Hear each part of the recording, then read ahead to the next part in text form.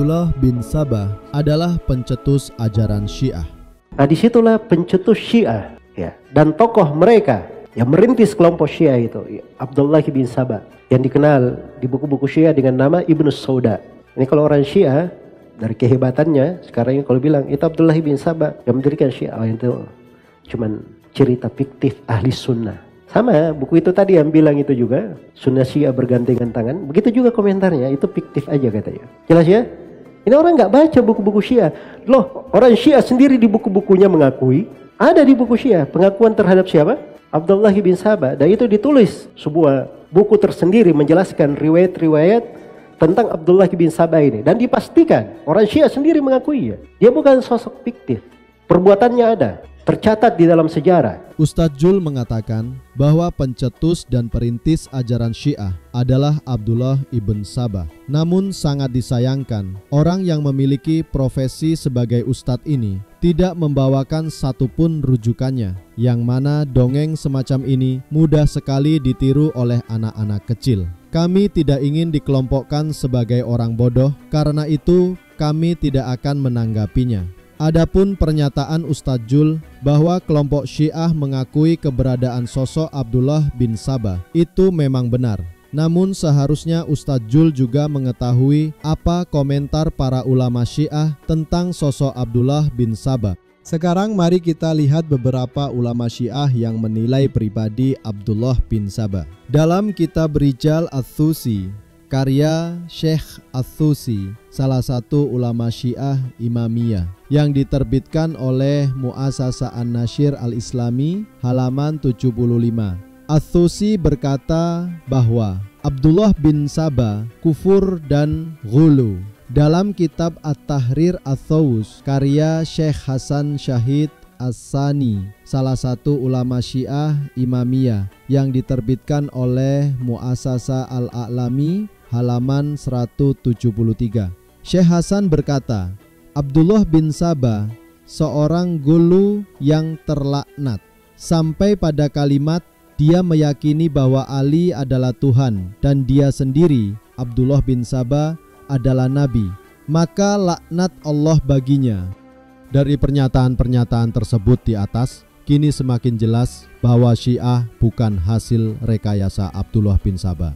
Terlebih lagi, para ulama Syiah sendiri juga telah mengutuk Abdullah bin Sabah. Sehingga secara logika, tidak mungkin seorang umat akan mengutuk pemimpin mazhabnya sendiri. Silahkan para pembaca menilainya. Dan sebagaimana kebiasaan yang sering kita jumpai, jika seorang ulama menganut mazhab Asy-Syafi'i, maka dia akan selalu membawakan pendapat Imam Asy-Syafi'i. Dan begitu pula terhadap ulama yang mengikuti Imam Hanbali, Hanafi, Maliki juga akan membawakan pendapat imam mereka masing-masing. Begitu pula mazhab Wahabi sering menukil kalimat imamnya, yaitu Ibn Taimiyah.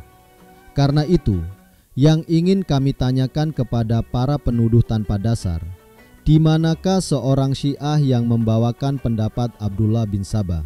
Sebagai hadiah bagi Ustadz Jul, kami akan nukilkan pernyataan ulama Wahabi rombongan Ustadz Jul tentang siapakah para pendakwah ajaran Abdullah ibn Sabah. Dalam kitab Al-Hukbah Minat Tarikh, karya Usman Khamis, salah satu ulama Wahabi, yang diterbitkan oleh Darul Qayyimah Darul Iman, halaman 90-91.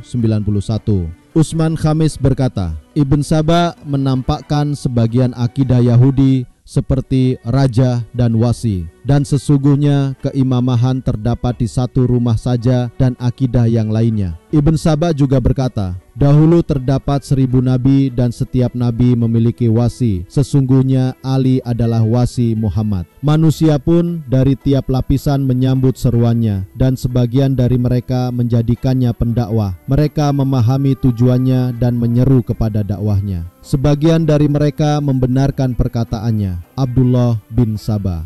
Di antara para pendakwahnya Ibn Sabah dan berjasa menyebarkan dakwahnya adalah Abdurrahman bin Udais al-Balwi, Amr bin al-Hamik al-Khuzai. Sekarang mari kita lihat siapakah Abdurrahman bin Udais al-Balwi yang dimaksud oleh Utsman al-Khamis sebagai pendakwah ajaran Abdullah bin Sabah. Dalam kitab Al-Istiab karya Ibn Abdul Bar, salah satu ulama Ahlussunnah, terbitan Darul A'lam, cetakan pertama, halaman 451, Ibn Abdul Bar berkata, Abdurrahman bin Udais al-Balwi berasal dari Mesir.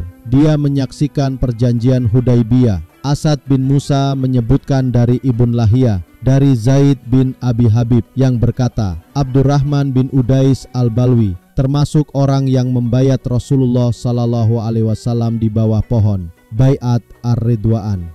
Sekarang mari kita lihat siapakah Amr bin al-Hamik al-Khuzai yang juga dimaksud oleh Utsman al-Khamis sebagai pendakwah ajaran Abdullah bin Sabah. Dalam kitab Al-Ishaba fi Tamyizi Syahaba karya Ibn Hajar, jilid 4, terbitan Darul Kutub Al-Ilmiyah, cetakan pertama tahun 1995, halaman 514. Ibn Hajar berkata, Amr bin al-Hamik berkata Ibnu Sakan, dia adalah sahabat, sampai kalimat bahwa Amr bin al-Hamik ikut serta dalam perang Badar.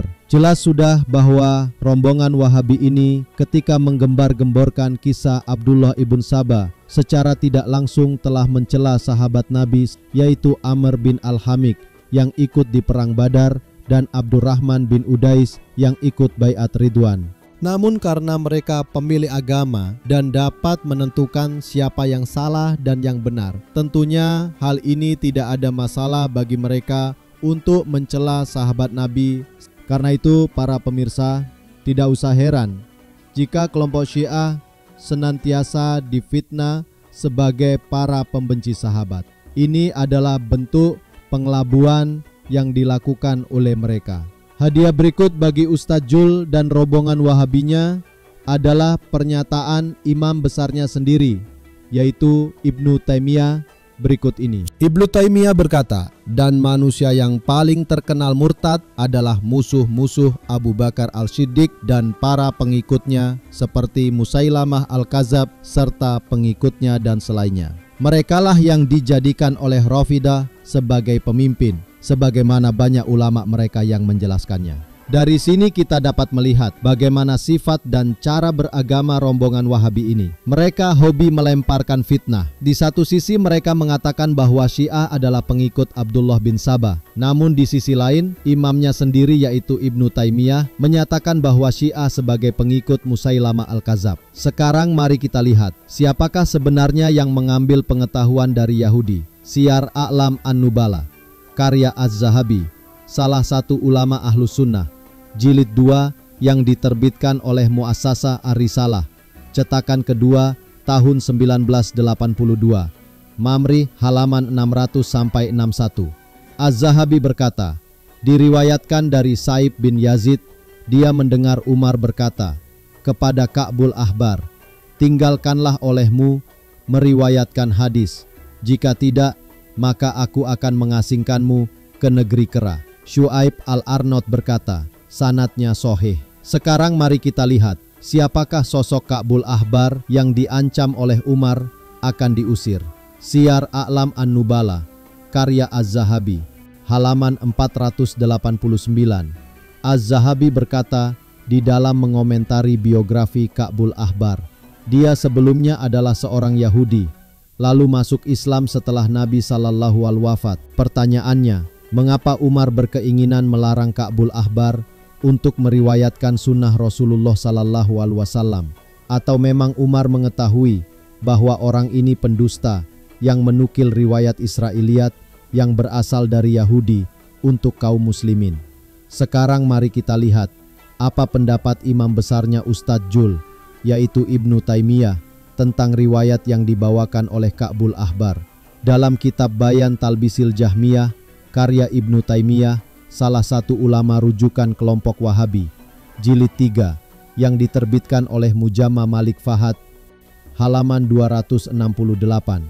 Selanjutnya Ibnu Taimiyah berkata, riwayat ini sekalipun merupakan riwayat Ka'ab, tetap diperbolehkan karena termasuk ilmu-ilmu ahlul kitab dan bisa jadi termasuk dari sesuatu yang diperolehnya dari sahabat. Ini jelas Ibnu Taimiyah menilai Ka'bul Ahbar sebagai orang yang jujur yang dapat diambil riwayatnya. Padahal Khalifah kedua sudah melarang Ka'bul Ahbar untuk membawakan riwayat. Sekarang jelas sudah siapa yang mengambil pengetahuan dari ahli kitab. Karena itu kami sarankan kepada para pemirsa agar selalu berhati-hati terhadap fitnah dan kebohongan para pendakwa dari rombongan Wahabi ini.